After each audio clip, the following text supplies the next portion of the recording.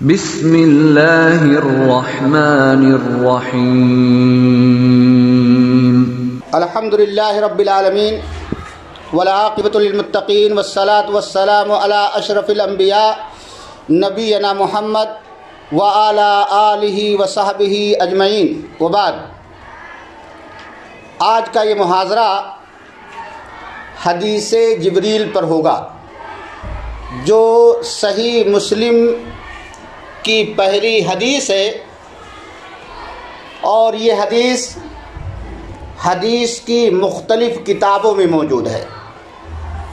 ان کتابوں میں جن میں یہ حدیث موجود ہے وہ سنن ابو داؤد، سنن ترمذی، سنن نسائی، ابن ماجہ میں اور ان کے علاوہ بہت ساری کتابوں میں یہ حدیث موجود ہے۔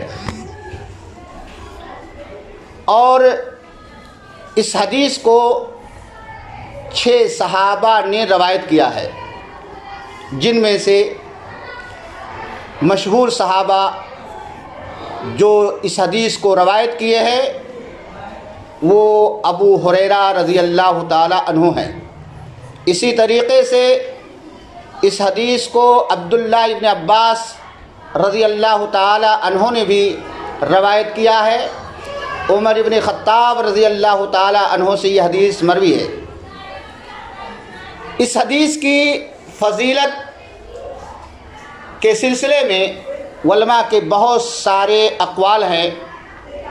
ان اقوال میں سے ایک قول قاضی عیاض رحمہ اللہ علیہ کا ہے۔ قاضی عیاض رحمہ اللہ علیہ فرماتے ہیں کہ یہ حدیث ظاہری باطنی عبادات کی تمام شروط پر مشتمل ہے۔ یعنی قاضی عیاض رحمہ اللہ علیہ کہتے ہیں کہ یہ حدیث یعنی حدیث جبریل ظاہری باطنی عبادات کی تمام شروط پر مشتمل ہے۔ اور اسی طریقے سے علامہ نووی رحمہ اللہ علیہ نے اس حدیث کے سلسلے میں فرمایا ہے کہ اس حدیث میں علوم و آداب اور لطائف کی جملہ اقسام موجود ہے، بلکہ یہ حدیث اسلام کی اصل ہے۔ یعنی نووی رحمہ اللہ علیہ نے کہا کہ یہ حدیث اسلام کی اصل ہے۔ اس حدیث کے اندر اسلام کے اندر جتنے بھی احکامات ہیں وہ اجمالاً موجود ہیں۔ یہ کس نے کہا؟ امام نووی رحمہ اللہ علیہ نے۔ اسی طریقے سے امام قرطبی رحمہ اللہ علیہ حدیث جبریل کے سلسلے میں فرماتے ہیں کہ جس طریقے سے سورہ فاتحہ کو ام القرآن کہا گیا ہے، آپ لوگ جانتی ہیں کہ سورہ فاتحہ کے ناموں میں سے ایک نام ام القرآن ہے، ام القرآن ہے۔ اسی طریقے سے حدیثوں میں حدیث جبریل کا نام ام السنہ ہے، یعنی سنت کی ماں۔ آپ کو پتہ ہے کہ قرآن کی جو سب سے پہلی سورت سورہ فاتحہ ہے، جسے ہم نماز کے اندر 12 پڑھتے ہیں، اس کے اندر توحید کے جملہ اقسام موجود ہے۔ علماء نے جو توحید کی 3 قسمیں منقسم کی ہیں وہ سارے اقسام اس میں موجود ہے۔ کس کے اندر؟ یعنی سورہ فاتحہ کے اندر۔ اسی طریقے سے اس حدیث کے اندر حدیث جبریل کے اندر بھی دین کے سارے احکامات اجمالی طور پر موجود ہیں، اور اسی لیے محدثین نے علماء نے اسے ام السنہ کہا ہے۔ اور امام مسلم رحمہ اللہ علیہ نے اپنی صحیح مسلم کی شروعات حدیث جبریل سے کی ہے، جس سے اس کی اہمیت کا پتہ چلتا ہے کہ یہ حدیث امام مسلم رحمہ اللہ علیہ کے نزدیک بہت ہی اہم ہے اور بہت ہی جامع ہے، جبکہ آپ جانتے ہیں کہ امام بخاری رحمہ اللہ علیہ نے اپنی کتاب کی ابتدا ایک مشہور حدیث انما الاعمال بالنیات سے کی ہے۔ اس کی بھی ضرورت تھی، لیکن امام مسلم رحمہ اللہ علیہ نے اپنی کتاب کی شروعات کس سے کی؟ یعنی حدیث جبریل سے کی۔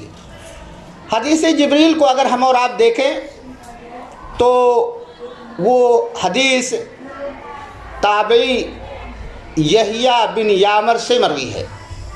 یحییٰ بن یعمر سے مروی ہے، وہ بیان کرتے ہیں کان اول من قال فی القدر بالبصرہ معبد الجہنی،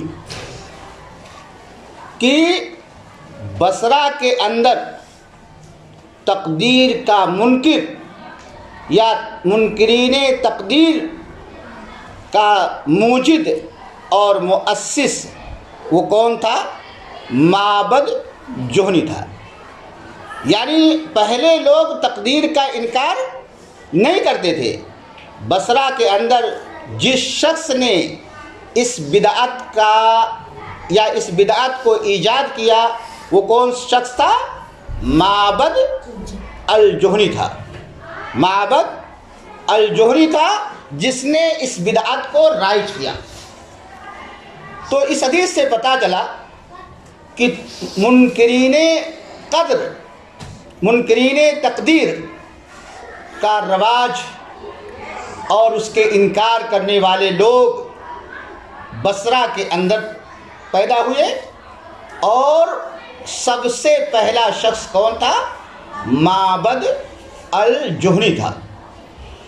تو یہاں پر اس کے بعد ذکر ہے، وہ کہتے ہیں کون؟ یحییٰ بن یعمر کہتے ہیں کہ انطلقت انا وحمید بن عبد الرحمن الحميري، انطلقت انا وحمید بن عبد الرحمن الحميري حاجین او معتمرین، کہ میں اور حمید ابن عبد الرحمن حمیری یہ دونوں حج کے ارادے سے یا عمرہ کی غرض سے ہم دونوں کیا ہوئے؟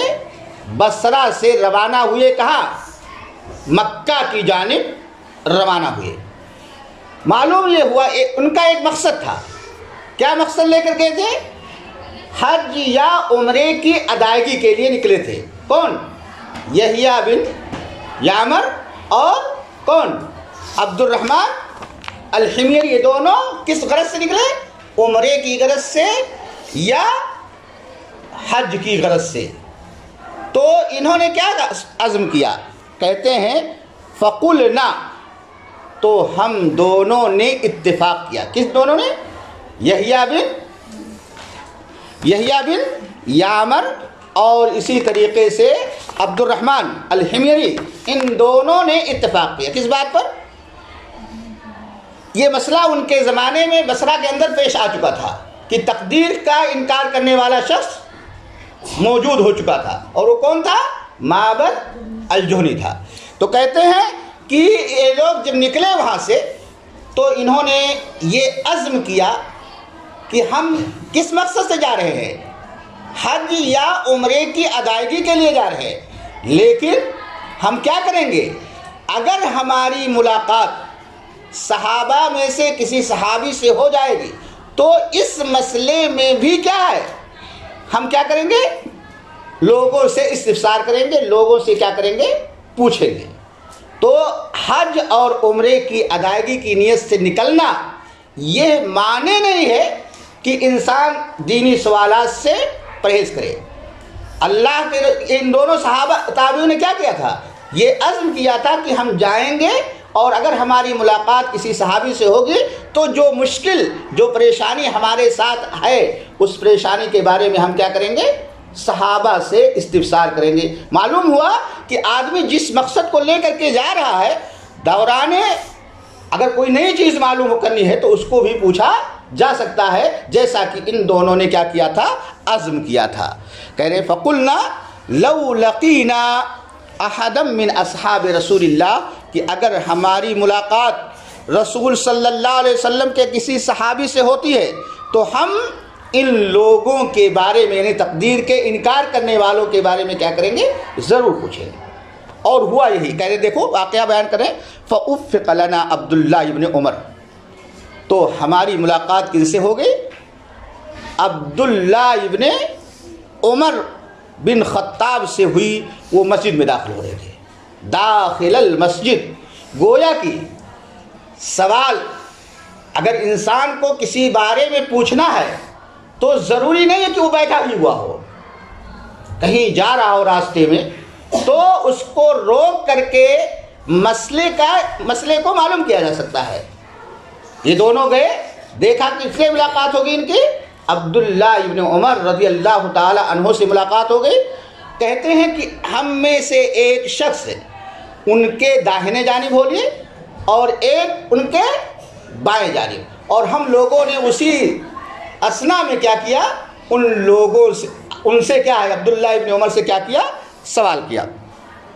دیکھیں کیا ہے، کیوں ایسا کیا انہوں نے کہ ایک ان کے داہنے جانب ہو گئے ایک بائیں جانب، تاکہ گھیر کر کے، قریب ہو کر کے سوال کو اچھی طرح سے پیش کیا جا سکے، اور تاکہ جس سے پوچھ رہے ہیں وہ ان کے جواب دینے کے لیے کیا ہے، مکمل طور پر تیار ہے، دوسری جانب ادھر ادھر متوجہ نہ ہو۔ اسی لیے ان میں سے ایک داہنے جانب اور دوسرے کیا ہے، بائیں جانب۔ اب معاملہ کیا ہوا، وہ دونوں پہنچے اور ایک داہنے جانب ایک بائیں جانب، ان میں سے ایک نے سوال کیا۔ سائل کون تھے، کس نے سوال کیا، یحییٰ بن یعمر نے سوال کیا، اور ان کے بارے میں یہ مشہور تھا کہ یہ بڑے ہی سلیس بولنے والے تھے، زبان کے بڑے تیز تھے، اپنی بات کو سمجھانے میں کیا ہے، ماہر تھے، اس لیے اور عمر کے اعتبار سے بھی یہ بڑے تھے۔ تو اس سے معلوم یہ ہوا کہ جو بولنے میں ماہر ہو وہی سوال کرے، اور اس کا ساتھی جو چھوٹا ہو عمر میں، وہ کیا ہے، اس کی باتوں کو سنے۔ اسی لیے یحییٰ بن یعمر نے کیا کیا، سوال کیا کن سے، عبداللہ ابن عمر رضی اللہ تعالی عنہ سے۔ کیا کہا، فقلت ابا عبد الرحمن، یہ سوال ہے کس کا، یحییٰ بن یعمر کا سوال ہے کہ میں نے کہا یا ابا عبد الرحمن، اے ابو عبد الرحمن۔ حدیث کے اس ٹکڑے سے معلوم ہوا کہ اپنے سے بڑوں کو ان کے اسماء سے مخاطب نہ کیا جائے، ورنہ یہ کہہ سکتے تھے یا عبداللہ ابن عمر، لیکن کیا کہا، یا ابا عبد الرحمن، اے ابو عبد الرحمن۔ تو اس سے کیا معلوم ہوا، اس حدیث سے کہ اپنے بڑوں کو اگر مخاطب کرنا ہو تو ان کی کنیت کے ذریعہ ان کو مخاطب کیا جائے، ان کو ادب سے کیا ہے، پکارا جائے، ادب سے مخاطب کیا جائے، جیسا کہ یحییٰ ابن یعمر نے کیا کہا عبداللہ ابن عمر سے، یا ابا عبد الرحمن۔ کیا کہا، سوال کیا ہے، انہو قد ظہر قبلنا ناس یقرؤون القرآن، کہ اے صحابی رسول، اے خلیفہ ثانی کے بیٹے، ہمارے یہاں یعنی بصرہ کے اندر کچھ ایسے لوگ پائے جا رہے ہیں جو کیا کرتے ہیں، قرآن پڑھتے ہیں، یقرؤون القرآن، جو قرآن پڑھتے ہیں، ویتقفرون العلم، اور علم کو تلاش کرتے ہیں، علم کو حاصل کرتے ہیں، وذکر من شانہم، اور انہوں نے کیا ہے، ان کے صفات کو ذکر کیا۔ کن کے صفات کو، جو لوگ تقدیر کا انکار کرتے ہیں ان کے صفات کو ذکر کیا، اور کیا ہے ان کا، پھر ان کے عقیدے کو بیان کیا۔ کیا ان کا عقیدہ ہے، وَأَنَّهُمْ يَزْعَمُونَ أَنْ لَا قَدَرَ، اور وہ لوگ گمان کرتے ہیں، خیال کرتے ہیں کہ تقدیر کوئی چیز نہیں، جبکہ تقدیر کا ہمارا اہل سنت والجماعت کا اعتقاد ہے کہ اللہ تعالیٰ نے ہر چیز کو کیا کر دیا ہے، لکھ دیا ہے، اور وہ چیز چاہے خیر ہو چاہے شر ہو، اس کا وقوع کیا ہے؟ لازمی ہے. وہ چیز کیا ہوگی؟ واقع ہوگی. تقدیر میں جو ہمارے لکھا ہوا ہے وہ چیز ہونی ہے. سمجھے؟ تو ان لوگوں نے کہا کہ تقدیر کوئی چیز نہیں. ان لوگوں نے کیا کہا؟ بصرہ والوں نے اور معبد کے ساتھیوں نے کہ تقدیر کوئی چیز نہیں ہے. وَأَنَّ الْأَمْرَ أُنْفٌ، اور دنیا میں جو بھی چیزیں ہوتی ہیں وہ خود بخود کیا ہو جاتی ہیں؟ واقع ہو جاتی ہیں. اس کا علم اللہ رب العالمین کو اس وقت تک نہیں ہوتا ہے جب تک کہ وہ چیز دنیا کے اندر پیش نہیں آ جاتی ہے. وَأَنَّ الْأَمْرَ أُنْفٌ کا معنی یہ ہوا کہ ساری چیزوں کا وجود، ساری چیزوں کا وقوع یہ کیا ہے؟ از خود ہو جاتا ہے. اس کا علم اللہ رب العالمین کو نہیں ہوتا ہے، جو اہل سنت کے عقیدے کے خلاف ہے. تو کیا ہے؟ قال، تو عبداللہ ابن عمر رضی اللہ تعالی عنہ نے فرمایا کہ فَإِذَا لَقِيتَ أُولَئِكَ، جب آپ کی ملاقات ان لوگوں سے ہو. کن لوگوں سے؟ منکرین تقدیر سے ہو. تو کیا کریں؟ فَأَخْبِرْهُمْ، تو آپ ان کو بتا دیں. کن کو بتا دیں؟ منکرین تقدیر کو آپ بتا دیں، جو لوگ کہتے ہیں کہ ہر چیز از خود کیا ہے؟ واقع ہو جاتی ہے. اس کا علم اللہ رب العالمین کو نہیں ہوتا. ان کو کیا بتا دیں کہ انی بریء منہم، کہ جو لوگ یہ اعتقاد رکھتے ہیں کہ تقدیر کوئی چیز نہیں ہے، میں ایسے لوگوں سے کیا ہوں؟ بری. میرا ان سے کوئی تعلق نہیں ہے اور نہ ہی ان کا مجھ سے کوئی تعلق ہے. یعنی نہ تو میرا ان سے کوئی تعلق ہے اور نہ ان کا مجھ سے کوئی تعلق ہے. اس کے بعد کیا ہے؟ اور عبداللہ ابن عمر رضی اللہ تعالیٰ عنہ قسم کھا رہے تھے کہ اگر ان لوگوں میں سے کوئی بھی ایک کیا کرے؟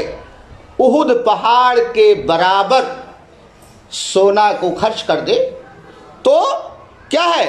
وہ اللہ تعالیٰ کے نزدیک مقبول نہیں ہوگا. ما قبل اللہ منہ، تو اللہ تعالیٰ اسے قبول نہیں فرمائے گا. کب تک؟ یہاں تک کہ وہ تقدیر پر ایمان لائے.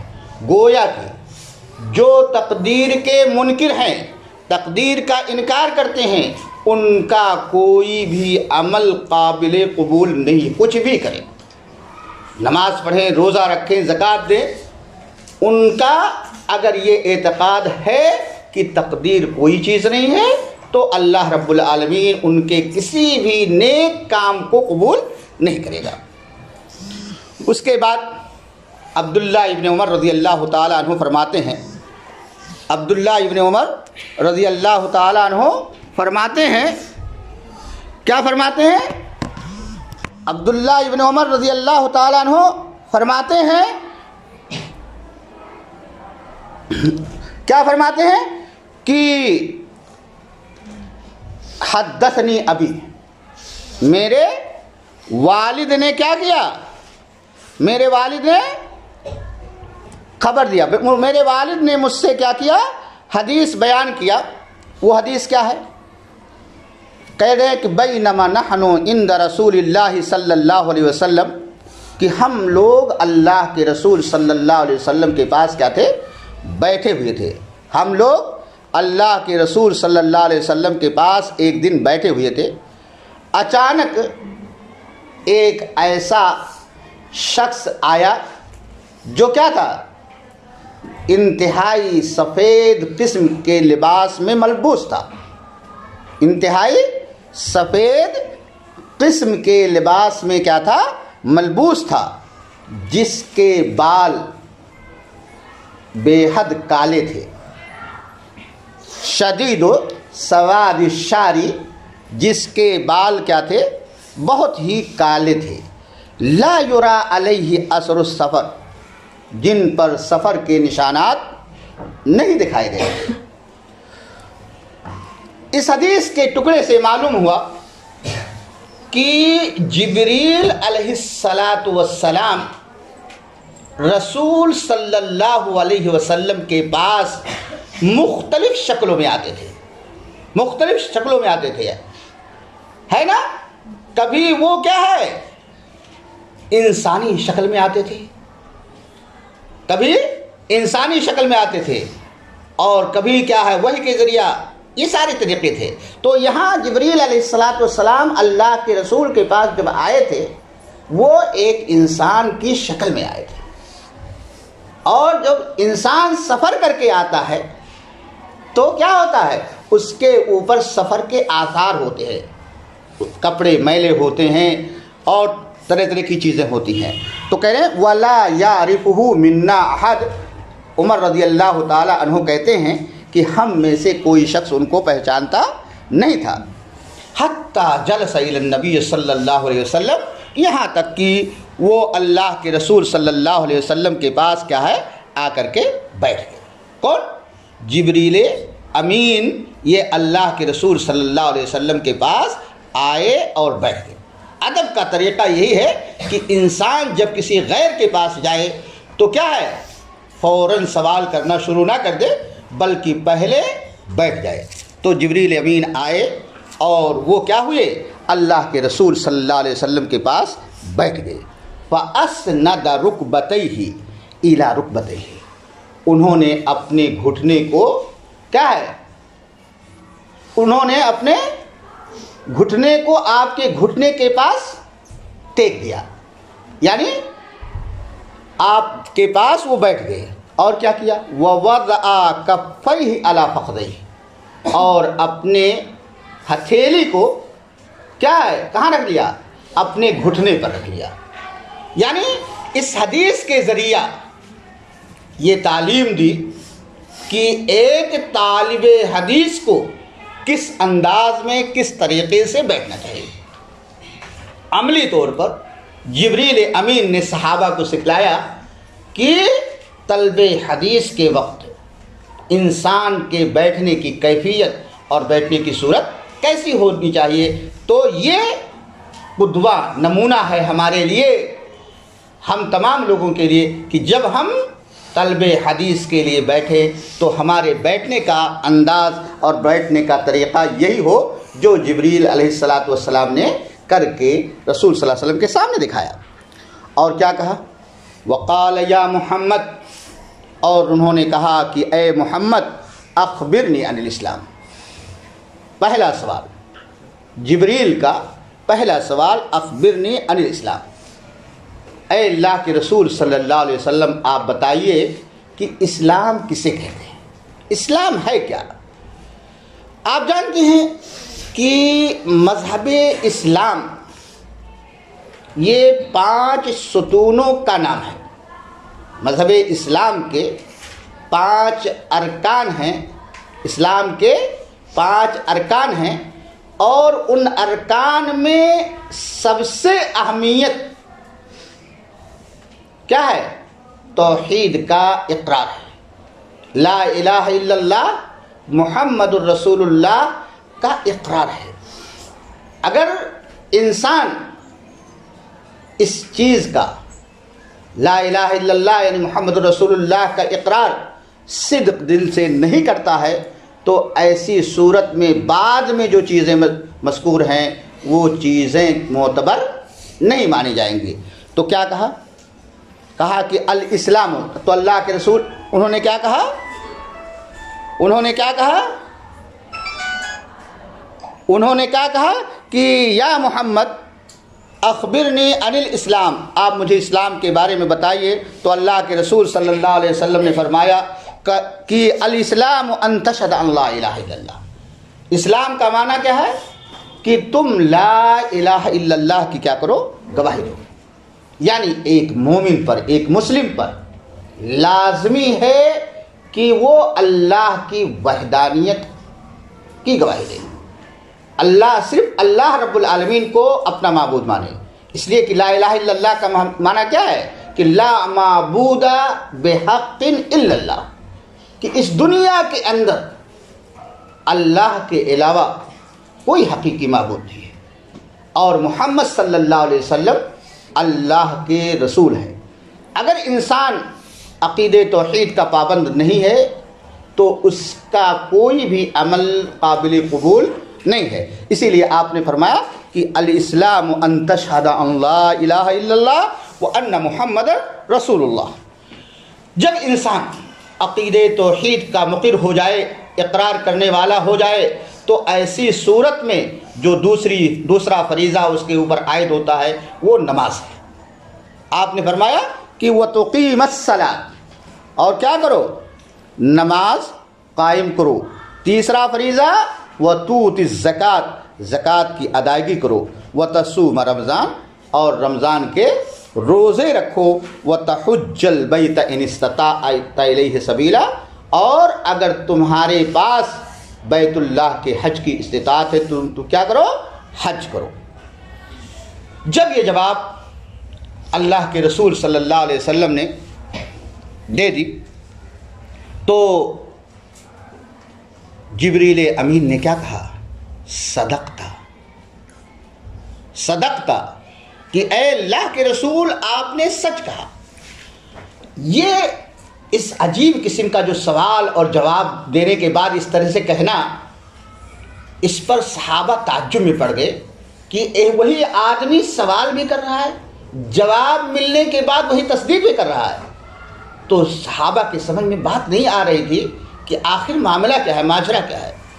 تو کہتے ہیں کہ فَعَجِبْنَا لَهُ، تو ہم اس سائل کی باتوں پر کیا کرنے لگے؟ تعجب کرنے لگے کہ وہ کیا ہے، سوال بھی کر رہا ہے، یسألہ ویصدقہ، کہ وہ کیا کر رہا ہے، سوال بھی کر رہا ہے اور تصدیق بھی کر رہا ہے۔ اس کے بعد دوسرا سوال کیا کیا؟ فأخبرنی عن الایمان، دوسرا سوال اللہ کے رسول سے جو جبریل نے کہا وہ کیا تھا کہ آپ مجھے ایمان کے بارے میں بتلائیے۔ قال ان تؤمن باللہ، ایمان کا معنی کیا ہے؟ تم اللہ پر ایمان لاؤ۔ کیا مطلب؟ اللہ پر ایمان لانے کا مطلب کیا ہے؟ کہ اللہ تعالیٰ کے وجود کا تم اقرار کرو، ہاں، اللہ کو معبود برحق مانو، اللہ تعالیٰ کے علاوہ اوروں کی عبادت نہ کرو، اوروں کی عبادت نہ کرو۔ اسی طریقے سے یہی معنی ہے اللہ کی ذات پر ایمان لائے گا، اور اللہ کے جو اسماء اور صفات ہیں، توحید ربوبیت ہے، توحید الوہیت ہے، توحید اسماء اور صفات ہے، ان تمام چیزوں پر ایمان لانا کیا ہے؟ ضروری ہے۔